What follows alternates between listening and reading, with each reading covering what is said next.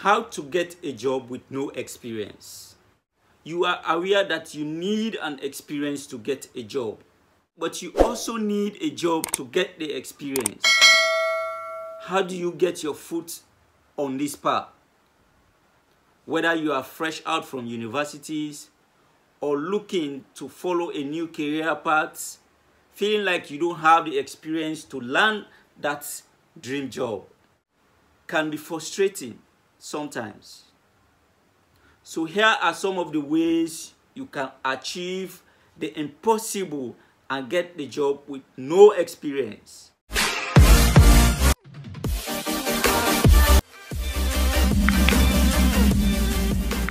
In this video, I'm going to show you how to get a job with no experience. Number one, address the issue. The truth reveals itself in your CV or your resume. So if you lack experience, don't try to brush over the fact. You don't need to hide it out. Express that in your cover letter. A cover letter is the perfect place to address any gaps in your resume.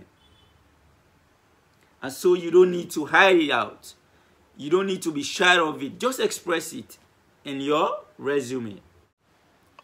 And so you use the opportunity to address any concern the employer might have in mind. And number two, focus on what you have. Experience is important. That is clear. But so is your attitudes to work, your personality, your understanding of the companies and its activities, motivation, resilience, ideas of the future. The list is endless. It goes on and on and on and on. So you don't need to get too much hung up on any one thing. What you do is you focus on what you have. If you are an accountant and you're opting to have a job within the accounting field, focus on that. Read newspapers within that sector. Read magazines. Go through the social media. Be reading, trying to understand what actually that industry is about. What quality or qualities you need in order to shadow whatever may come within the opportune time you are called for an interview. Number three, find the experience you didn't know you have. Sometimes we actually don't know our abilities as humans until we try something. So what I'm advising here, you find your experience you didn't know you have. Before you decide you don't have the experience, make absolutely sure that this is true. Think back over your past job if you've ever got one and try to draw links between the experience you've gained in that job. It might be internship, it might be a voluntary job, on and on. It might be leadership role. As a student, you must have attained some leadership role in your university days. Say, for instance, you've got certain club of which you were the president, you were the organizing secretary. You must have got some experience from that part. Actually be sure of that experience and link it with the experience you yearn it for. Remember, it need not exactly be the same job or the same experience. The key word to keep in mind is the relevance of your experience. If you have, for instance, in your career, you've organized a meeting or answered the phone, or you've been the secretary to a certain club, You have administered certain policies within that club.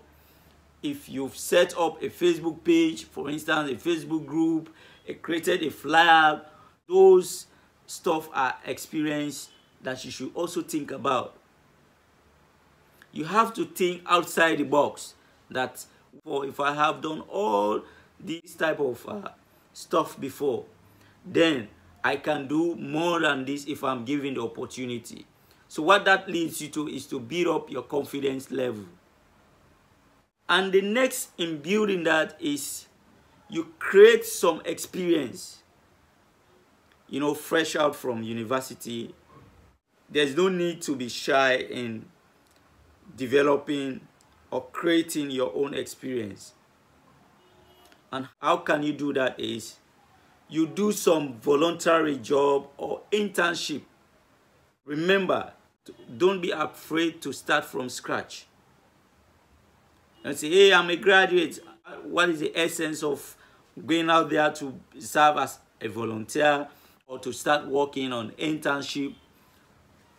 Getting your foot in the door is sometimes very crucial. But once you get there, you build on it. And you never know what might come next. Maybe during your internship, you have hit the ground running with your hard work, your experience, your motivation, your results. And in that event, your employer will give you an opportunity of awarding you a job. You never know where the future lies. But as stated about of the crucial nature of stepping in the door, make sure the experience you are getting is relevant to the field you want to work in. If you are still talking about your first step, for example, don't waste time with unrelated work. Number 5, you demonstrate your intent. If you really want to get into a particular industry, make sure that people, your friends, knows about it. Have a discussion around that industry. Get involved in relevant industry discussion on either your WhatsApp, in your communities, you know,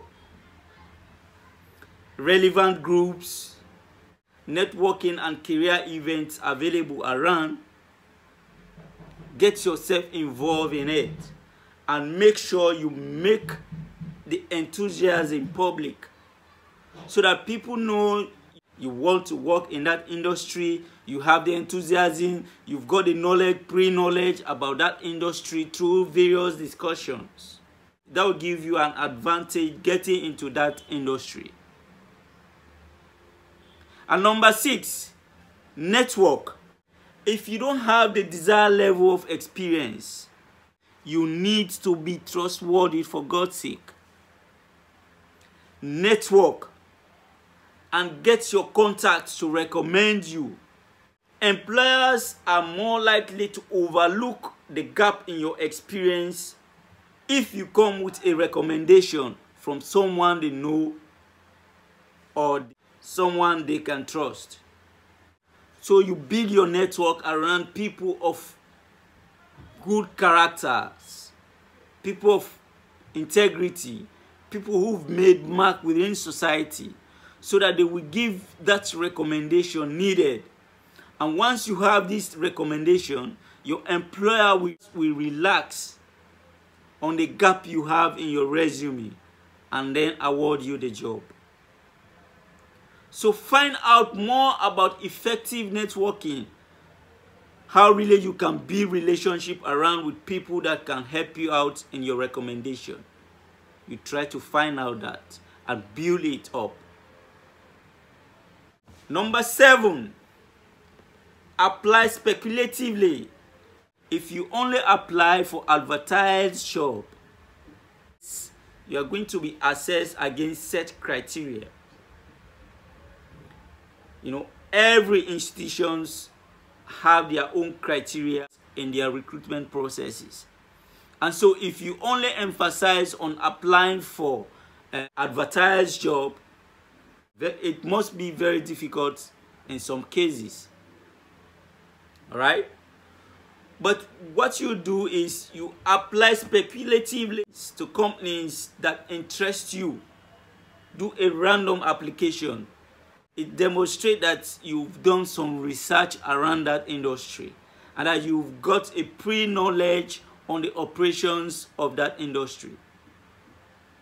In your application, you have to ask if there are any opportunity for you as you are looking to break into the industry. If the answer is no, no need to relent.